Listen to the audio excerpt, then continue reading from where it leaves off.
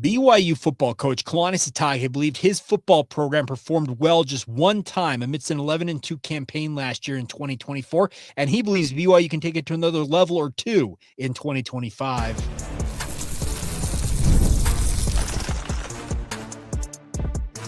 You are Locked On Cougars, your daily podcast on the BYU Cougars, part of the Locked On Podcast Network, your team every day.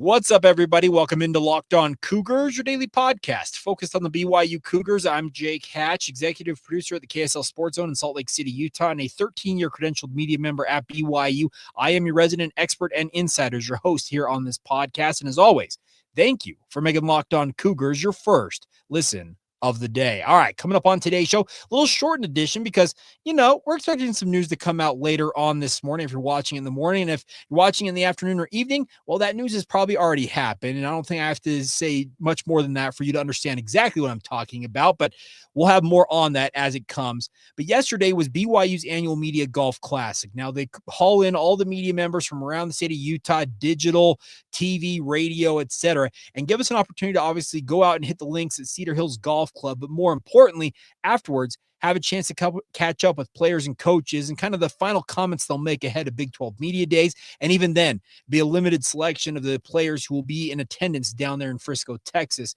And then really ahead of the start of training camp in late July/early August, as they're really the real big opportunity the next time to catch up with players and coaches of this variety. But the thing I love about the way that BYU puts this event on is it's pretty laid back affair, and the coaches and players are in a pretty laid back mentality. They've been playing golf, or they're going out to play golf, and they're not necessarily going to reveal state secrets, as it were, but they're obviously going to be more open to answering questions because the pressure is not ratcheted up quite yet. That obviously will come over the next month and change as they get ready ahead of the 2025 campaign with training camp and on into a 12-game regular season.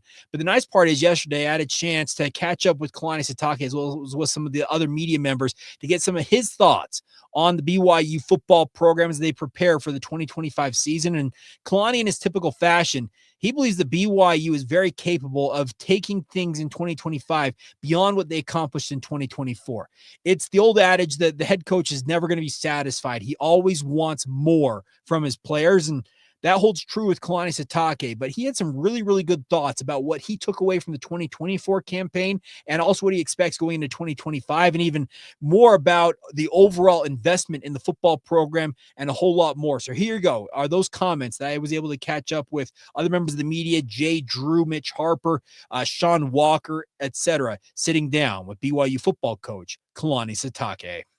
I mean, I don't know if we made it about the chip on our shoulder, underrated. I don't know what we're going to be ranked or whatever, or picked or whatever. It's like I just know that we have a lot of work to do. We didn't play at our best the entire year. I think we did some spots, and maybe I would say maybe the bowl game might have been our best game, I think, from my perspective. But it was the last one of the year, so. That's not really on the players. That's on me. I got to get the guys playing at a high level and doing it from week one. And so I do like the things that we were able to improve on and the experience that our team got. But I think we can play better. And then if I focus on us playing at our best, we can live with the results, whatever comes, on night. I just like the mindset of the team. I love that they're still hungry and they're showing a lot of humility in how they approach the game. And I can't control what everybody else thinks about us. All I know is that we have a lot to prove, and we're looking forward to getting that done this year. Keeping your staff intact, how important is that to Yeah, it was key. I mean, it's key in recruiting. It's key in everything that we do. It just shows that the coaches want to be here and that we're doing everything we can on the administrative side to take care of them. And so I think being in the Big 12 helps, and having more resources and things like that helps. And so I'm really excited that we have the staff that we have. In the past, it's always you do the best with what you got, and I like what I got. And so and they're doing their best, and I've just been really impressed with all of them. All the coaches have done a great job. And then you look at the additional help that we're getting from analysts and consultants and support staff. all this is not, it's not just a one-man show, so it's everybody doing it together, and I've been really pleased with everybody. You had the 4 promotions that you mentioned. Yeah. You added, are those a result of the added resources you've talked about? Yeah, of course. And also, I mean, we're looking forward to getting more. I mean, I think in due time, we just got a new athletic director, but I think in order for us to get where we want to go, but I think we need to add more resources and add more jobs. But I want to make sure that we do it right and not just throw it out there just because. So making sure we go through it, and as we go along the way, talk to Brian and the president and our vice president about where we think we can be the most efficient as a coaching staff, and then we'll get there. But I know that it's like once you get into a certain area, everybody wants to spend. I like to be strategic in all of it. You know what I mean? So I think that's another step that we're heading in the right direction. How do you feel about where BYU is with the revenue sharing, and how has that been kind of received from the football program? Yeah, I feel really good about where we're at with rev share and with our administration, their commitment to it, and then there's new laws and guidelines and things that we're gonna have to follow, and so we'll do that. We'll try to find a way to take advantage of all of it, and but I want our players to focus on the experience and the opportunities as a player rather than the money itself. But I'm an old school guy, so like they have way more money than I did. That doesn't make it a bad thing. You know what I mean? It's okay. Big Macs used to cost 99 cents back in my time. It's nowhere near that anymore. You know what I mean? But so times change. I'm okay with it. I just want to make sure that when it's all said and done, this is still about education and for the student athletes getting a degree. So I want to make sure our guys are headed towards getting a degree and graduating from college, and then receiving education not just in the classroom but also on finances. They just have to learn earlier. Before you have to wait till you get to the job force to understand what a W-2 and 1099 is. Now they learn early while they're a freshman in college, and that's okay. It's all part of the education process. With that settlement, there was so much talk about roster limits and getting to that 105. Yeah. Now with the grandfather number, what number are you looking at going into fall camp in the season? Well, I mean, for us, it's unfortunate because we were trying to get to the 105, anticipating that that's what everyone was going to do, and come to find out that not everybody did that. So I mean, we're a little bit behind because we saw a lot of really good players go to other schools, and good for them. They got scholarships and had opportunities. They're going to be on the field. So I don't regret what we did because we were trying to do the right thing. But that's just an adjustment we have to make. So I think our roster is not going to be like everybody else. I think there's a lot of teams that the roster hasn't changed at all. We were trying to move with what we were told to do, and now we're told something different. We'll see what happens. I mean, I think it gives us a little bit more wiggle room, but I think for us it actually works in our benefit because we have guys that are on missions that should be on our roster. So we have some flexibility to think about when it comes to the roster now. We just have to find out if they will be grandfathered into that system as well. We just happen to have the most missionaries that are out serving right now, so there's a lot of moving parts for us, but we'll figure it out. We'll be okay. Did you like your transfer portal additions overall, though? Did you feel like you addressed everything you needed to? I love them. I mean, I think they're exactly what we wanted. Number one is they're a great fit for the culture, and it's just like it was an easy transition for them to get involved with our team, and so easy that like guys like Keanu can just be a leader from day one, right when you walk into the locker room. I'm just thankful that our players on our team understand and are humble enough to take instruction and leadership from guys that are kind of do it naturally too. And so we have great leaders on our team already. It's just nice that we were able to add more guys like Carson Ryan and Keanu, and others can step in there, Tiger and all these other guys that are stepping in, and Gentry that can kind of fit in right away.